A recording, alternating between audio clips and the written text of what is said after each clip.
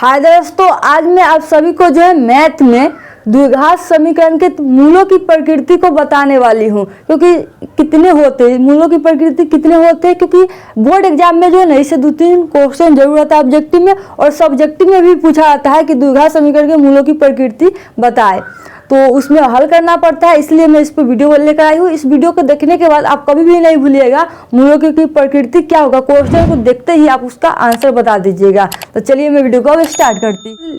द्विघात समीकरण मूलों की प्रकृति कितने होते हैं पता है आपको? द्विघात समीकरण मूलों की प्रकृति 3 ही होती है।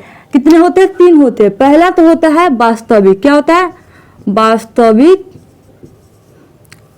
वास्तविक और बराबर कह सकते हैं। वास्तविक और बराबर होता है, यानी कि समान होता है। वास्तविक और समान होता है। और दूसरा होता है आपका वास्तविक ही होता है। दूसरा क्या होता है? वास्तविक लेकिन वो बराबर नहीं होता, उसको बोलते हैं असमान, यानी कि बराबर नहीं है। और तीसरा होता है आपका वास्तविक नहीं है, जिसको बोलते हैं अवास्तविक। तीसरा क्या है? अवास्तविक का मतलब है कि इसका जो मूल की प्रकृति जो है वास्तविक नहीं है। तो तीसरा यही होता है। तो मूलों की प्रकृति कितने होते हैं? द्विघात समीकरण के मूलों की प्रकृति कितने होते हैं? 3 होते हैं। कौन कौन होता है? तो एक होता है वास्तविक बराबर, दूसरा है वास्तविक असमान यानी कि बराबर नहीं है, और तीसरा है अवास्तविक यानी कि वास्तविक नहीं है। तो ये सब ऑप्शन में आता है। आपको द्विघात समीकरण दिया हुआ आता है, कहता है कि मूलों की प्रकृति क्या होगी बताइए। मैं अभी क्वेश्चन भी कराने वाली हूँ इस पर।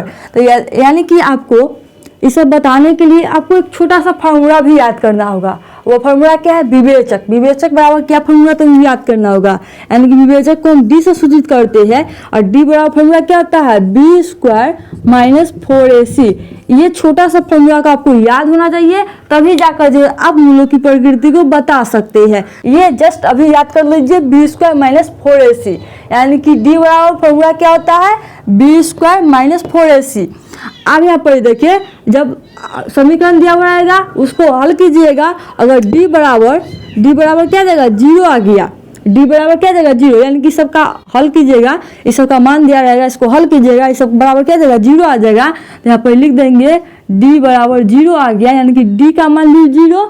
d क्या आ गया? 0 बराबर 0, दोनों बराबर हो गया। d का बराबर क्या आ जाएगा? 0 आ जाएगा। d बराबर क्या आएगा? 0 आ जाएगा। तो ये आपका क्या हो जाएगा? वास्तविक और बराबर हो जाएगा। क्या हो जाएगा? वास्तविक और बराबर, यानी कि इसको हल कीजिएगा, इसका मान बैठा कर हल कीजिएगा। अगर 0 आ जाता है तो ये आपका वास्तविक और बराबर हो जाएगा। यानी कि आप फिर दूसरा का द्विघात समीकरण दिया हुआ रहेगा, उसको आप हल कीजिएगा। अगर वहाँ पर जो है आपका d जो है, d क्या आ जाएगा? 0 से बड़ा आ गया। 0 से बड़ा यानी कि मतलब क्या हुआ? अभी सबको हल किए, हल करने पर आपको मान लीजिए कि 7 आ गया। तो 7 बताइए 0 से बड़ हुआ कि छोट हुआ? तो ये बड़ा हुआ।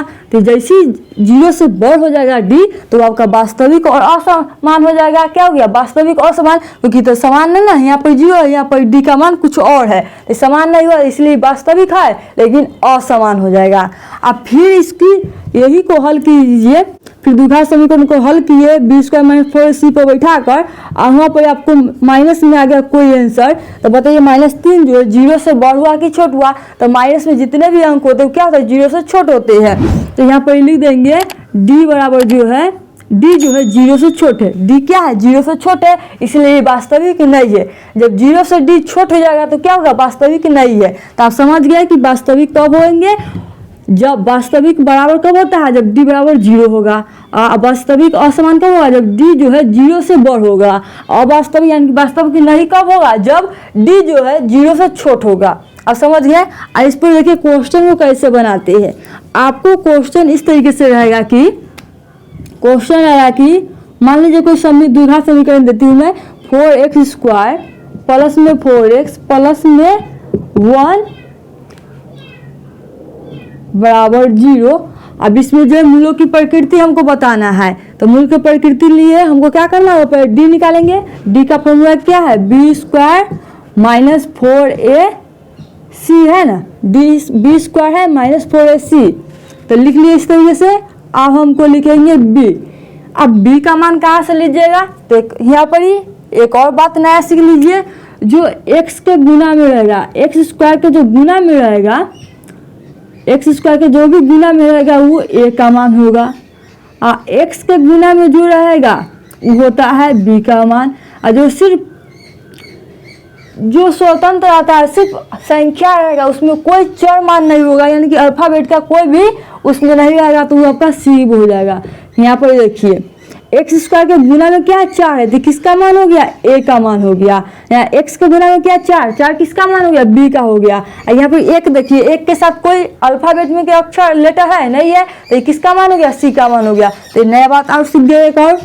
अब यहाँ पर बताइए बी बराबर क्या है, तो बी बराबर आप समझ सकते हैं एक्स के गुना में आइए, तो एक्स के गुना क्या है तो बी का स्क्वायर 4 कीजिए, यानी कि बी पर स्क्वायर तो इस पर भी स्क्वायर हो गया -4। अब ए का मान क्या है, तो ए का मान किससे पता करेंगे एक्स स्क्वायर के गुना में, तो एक्स स्क्वायर के गुना में कौन है 4 है, तो यहाँ पर 4 लिख दीजिए गुना, और सी क्या हो जाएगा जो सिर्फ संख्या रहेगा, उसमें कोई अल्फाबेट का लेटर नहीं रहेगा, तो एक यह है, इसमें कोई अल्फाबेट का लेटर नहीं है। अब इसको हल कीजिए, 4 का स्क्वायर कितना होता है 16 होता है, -4 में 4 से गुना कीजिएगा 16, 16 में 1 से गुना कीजिएगा 16 आ गया, 16 घट के कितना आ गया 0 आ गया, तो डी बराबर कितना आ गया 0 आ गया। डी का मान क्या आया 0 आया, तो आप समझ सकते हैं 0 डी बराबर 0 क्या हो गया आपका वास्तविक और बराबर होगा। इसका मान क्या हो गया, इसका मूल की प्रकृति कैसा होगा तो वास्तविक और बराबर होगा। वही है, इसको अभी हल किए यहाँ पर 0 आ गया। अगर मान लीजिए यहाँ पर कुछ और द्विघात समीकरण रहता है उसको अगर हम हल करते, अब मान लीजिए कि यहाँ पर कितना 2 आ जाता या 20 आ जाता, इस तरीके से पॉजिटिव में कोई भी अंक आ जाता यानी कि संख्या आ जाता, तो यहाँ पर क्या इसका मूल की प्रकृति क्या होता वास्तविक होता लेकिन असमान होता, यानी कि बराबर नहीं होता। अब मान लीजिए कि फिर हम इसी दूसरा द्विघात समीकरण दिए उसको हल किए, इस तरीके से हल किए और उसका जो डी आ गया निगेटिव में कोई संख्या आ गया, मान लीजिए कि -9 आ गया, तो इसका मूल की प्रकृति कैसा होगा अब बता सकते हैं कैसा होगा, ये आपका वास्तविक नहीं होगा। तो हमें पूरा उम्मीद है कि आपको जो है द्विघात समीकरण मूलों की प्रकृति संबंधित जितने भी क्वेश्चन पूछे जाते हैं बोर्ड एग्जाम में उससे रिलेटिव जो आपको समझ में आ गया होगा। यदि मेरी मेहनत आप लोगों को थोड़ा भी पसंद है तो मेरे वीडियो को लाइक कीजिए, सब्सक्राइब कीजिए और शेयर करना तो नहीं भूलिएगा। हर उस बच्चे के साथ शेयर कीजिए जो बोर्ड एग्जाम देने वाला है।